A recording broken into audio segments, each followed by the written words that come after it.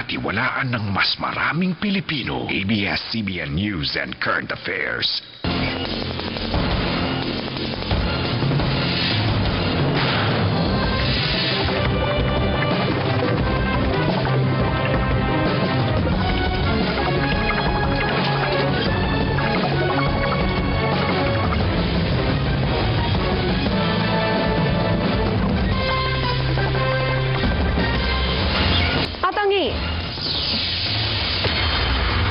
Sa pagbalik sa TV Patrol Southern Mindanao.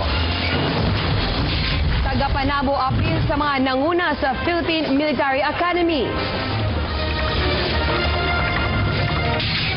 Ug taga Santo Tomas na malita sa pagdagsang nasab sa daghang langgam.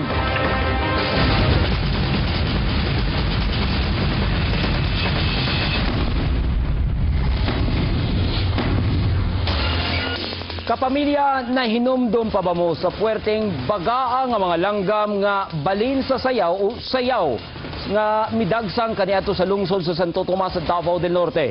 Mibalik na sab sila sugod niadtong miaging simana ug nakuhaan kini og video sa atong patroller nga si Makoy Mallorca nga residente sa Santo Tomas ug mihimo siya report kabahin niini.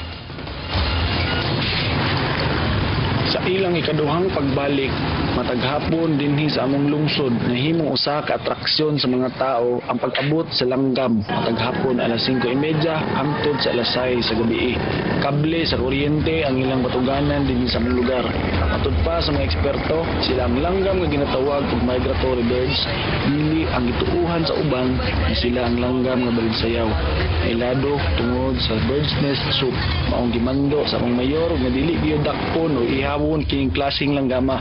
Kaya naghatag kini atraksyon sa among lugar. Gikan dinhi sa Santo Tomas, Davao del Norte, Makoy Mallorca, Patrol ng Pilipino.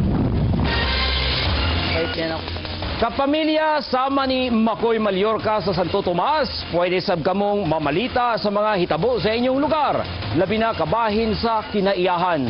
Itawag kini sa telephone number 296-1911.